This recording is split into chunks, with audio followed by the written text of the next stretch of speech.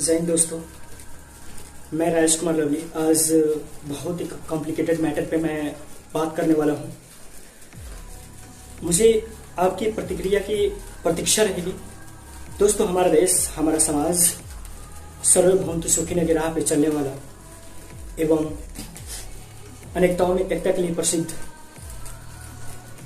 दुनिया के इकलौता सबसे बड़ा देश है। बात यह है कि हजारों बलात्कार बर्दाश्त करने वाला ये समाज एक प्रेम विवाह बर्दाश्त नहीं कर सकता है। ऐसा क्यों? मैं आज बहुत ही कॉम्प्लिकेटेड मैटर पे बोल। दोस्तों, ये बहुत ही कड़वी सच है। अब सोचने वाली बात यह है कि भारत में रेप, बलात्कार जैसे जघन्य अपराध महिलाओं के खिलाफ चौथा बड़ा सबसे आम अपराध है। नेशनल क्राइम रिकॉर्ड ब्यूरो के 2019 के रिपोर्ट के अनुसार प्रत्येक 16 मिनट में एक लड़की के रेप हो जाता है। एक औरत के आत्मसम्मान, उसकी इज्जत के साथ खेल जाता है। आप उसका रिपोर्ट देख सकते हैं। दोस्तों, हमारे देश के किसी दूर सुदूर गांव के छोटे किसी कमजोर वर्ग की लड़की के साथ, उसके जिस्म, उसके आत्मसम्मान के साथ अगर कोई खेलता है, अगर खेलने वाला, अगर उस इज्जत को लूटने वाला अगर दबंग होता है, तो उसको ऐसे ही छोड़ दिया जाता है। समाज उसको बर्दाश्त कर लेता है, ये कह करके कि चलो वो लड़का है, बच्चा है, गलती हो जाता है। लेकिन क्या कभी आपने उस लड़की के बारे में सोचा? कभी उसकी इज्जत के बारे में सोचा कि वो लड़की कैसे जिएगी? वो जिल्लत भरी जिंदगी और बदनामी के टीका अपने माथे पर लिए हुए समाज को अपना मुंह कैसे दिखाएगी? कैसे खुद को संभालेगी? खुद को कैसे जिएगी? आज भी हमारे देश में एनआरसीबी की 2020 के रिकॉर्ड के अनुसार प्रत्येक दिन भारत में 88 महिलाएं अपनी इज्जत गंवा बैठती हैं, अपनी आत्मसम्मान गंवा बैठती हैं। दोस्तों, अब सोचने वाली बात यह है कि जो गरीब, कमजोर एवं अशिक्षित वर्ग के बच्चियां, लड़कियां होती हैं, अगर उनकी इज्जत के साथ या उनके आत्मसम्मान, जिस्म के साथ कोई खेलता है तो उनका कोई सुनवाई नहीं होता है। न ही कोई गोदी मीडिया आती है उसके रिपोर्ट दिखाने, और वो बस ऐसे ही दबे के दबे रह जाता है। और बहुत सारे ऐसे मामलों में जो पीड़िता होती है, उसके माँ बाप को भी धमकी दिया जाता है, मारने की धमकी दिया जाता है। अगर तुम जाकर के रिपोर्ट करोगे तो तुम्हें मार दिया जाएगा। अब दोस्तों, क्या करेगा कोई? इस तरह से है।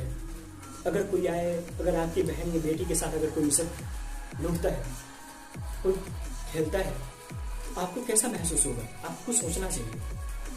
ये सोचने वाली बात है। लेकिन फिर भी कोई सामने नहीं आता है और कोई उसे ले जाकर के, ना ही कोई थाने में रिपोर्ट लिखाता है, ना ही कोई गोदी मीडिया आती है उसे दिखाने। फिर भी आरोपी सरेआम घूमता है, सब कुछ करता है, लेकिन कोई ऐसा कुछ नहीं करता है। कितनी मतलब घिनौना अपराध है और सोचने वाली बात है। परंतु दोस्तों, क्या उस वक्त उस समाज के लोग, उस समाज के ठेकेदार अपने आंखें बंद कर लेते हैं या फिर उन्हें दिखाई नहीं देता है? जिस लड़की के आत्मसम्मान के साथ, उसके जिस्म के साथ खेलता है, खेल के छोड़ दिया, उसके विधायक जीवन में एक कलंक का टीका उसके माथे पर लगा दिया, क्या वो लड़की किसी की बेटी ही होगी या फिर किसी समाज की ही होगी? तो जरा सोचो, उसकी इज्जत के साथ खेल रहा था या उसके आत्म के सम्मान के साथ कोई खेल रहा था, तो क्या उस समाज का इज्जत नहीं जा रहा था? क्या उस माँ बाप की इज्जत नहीं जा रही थी? सबके इज्जत से खेलता है, फिर भी ये गंदे समाज उसे सरेआम छोड़ देता है, बर्दाश्त कर लेते हैं, सिर्फ ये सोच करके कि बच्चे हैं। लेकिन किसी में हिम्मत नहीं होती उसके खिलाफ कानूनी कार्रवाई करने के लिए। कोई विरोध नहीं करता है, डर से, या फिर कोई और भी रीजन हो सकता है। लेकिन उनको भी सोचना चाहिए कि कभी हमारी बारी भी आ सकता है, कभी हमारी माँ, बहन, बेटी की भी बारी आ सकती है। इसलिए बर्दाश्त नहीं करो, बर्दाश्त मत करो दोस्तों।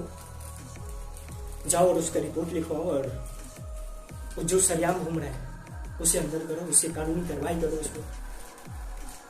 अब फर्क समझिए दोस्तों, क्या उसी समाज में अगर कोई लड़का किसी लड़की के साथ प्यार कर लेता है, प्रेम कर लेता है और अपने जीवन एक दूसरे के साथ व्यतीत करना चाहता है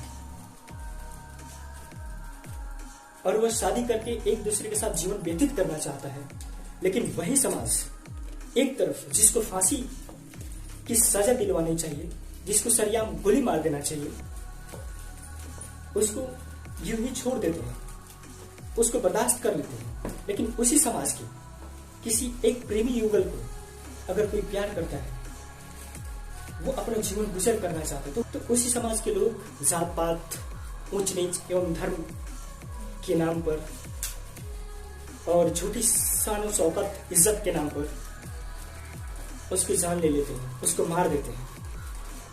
क्या आपको पता है, झूठी शान और शौकत और इज्जत के नाम पर नेशनल क्राइम रिकॉर्ड ब्यूरो के 2019 के रिकॉर्ड के अनुसार प्रत्येक वर्ष हमारे भारत में क्राइम जो होता है उसके टोटल के 10% प्रेमी नौजवान युवकों को, लड़कियों को गांव वाले हत्या कर देते हैं, मार देते हैं। उस समाज का कोई हक नहीं होता है किसी का प्राण लेना या फिर किसी का जान लेना, लेकिन झूठी शान शौकत एवं इज्जत के नाम पर बेकसूर इंसान को मार दिया जाता है और जिसे मारना चाहिए उसे लोग सरेआम छोड़ देते हैं, सरेआम घूमने देते हैं और इस समाज में वो इस तरह से बेखौफ घूमता है और गंदगी अपना फैलाता है।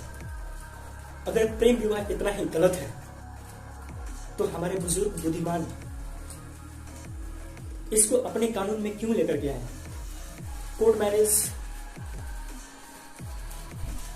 को इतनी अहमियत क्यों दिया? नहीं देना चाहिए था। मेरा तात्पर्य यह है कि उससे मत मारो जो जीवन जीना चाहते हैं, एक दूसरे के साथ जीवन व्यतीत करना चाहते हैं।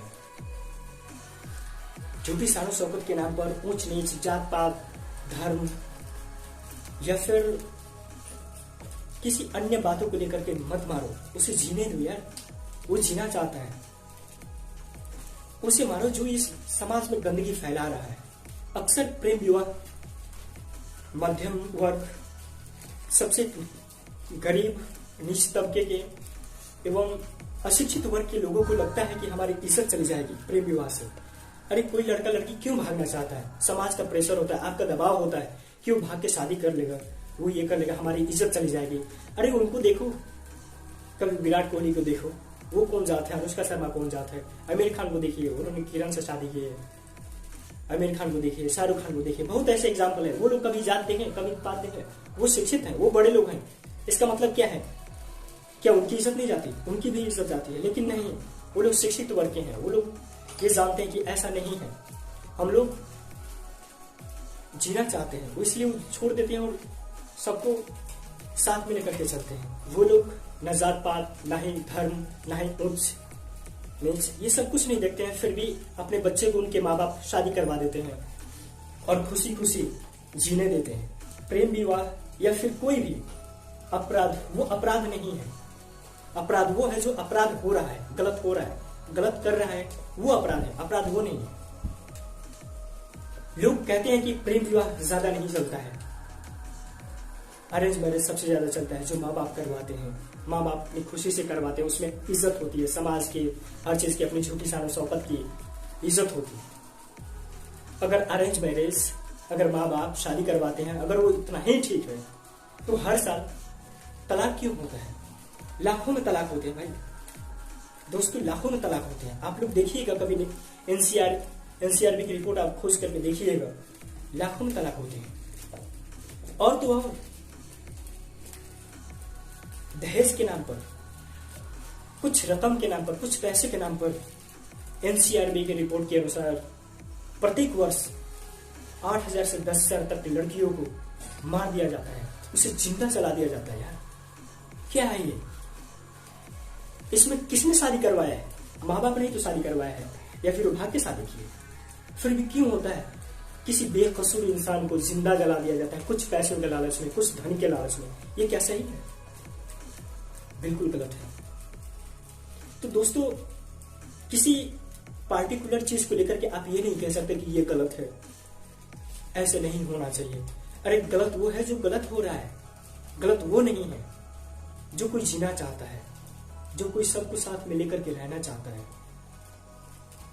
आप प्रेशर कीजिएगा तभी तो कोई भाग जाता है, ऐसे थोड़ी भागता है। जब वो शादी माँ बाप करवाते हैं और इस तरह से मतलब जिंदा जला दिया जाता है लड़कियों को, तो क्या उसमें माँ बाप की इज्जत नहीं जाती? क्या उस समाज की इज्जत नहीं जाती जहां की वो लड़की होती है? जबकि दहेज प्रथा के नाम पर हमारे भारत में बहुत ऐसे कानून हैं, बहुत तगड़े तगड़े कानून हैं जिससे मतलब ऐसे फांसी की सजा हुए, 20-20 साल की सजा है, ऐसी सजाएं हैं, लेकिन फिर भी कोई कुछ नहीं होता यार। फिर भी 8,000 से 10,000 लड़कियों को ऐसे जिंदा जला देते हैं। इसलिए सदियों से चली आ रही अपने स्वार्थ, झूठी इज्जत के सामने लोग दूसरे के जीवन को अहमियत नहीं देते हैं, परंतु जीवन अनमोल है, यहाँ सबका मूल है। अब मैं यह कह के अपने सेशन को खत्म करना चाहूंगा। सदियों से चली आ रही गंदी सोच से निजात पाने के लिए अपने बच्चों को शिक्षित बनाएं और अच्छे जीवन व्यतीत करने के लिए उसे प्रेरित करें। जय हिंद, जय भारत। आपसे रिक्वेस्ट है कि अगर आपको अच्छा लगता है तो जरूर शेयर और सब्सक्राइब करें।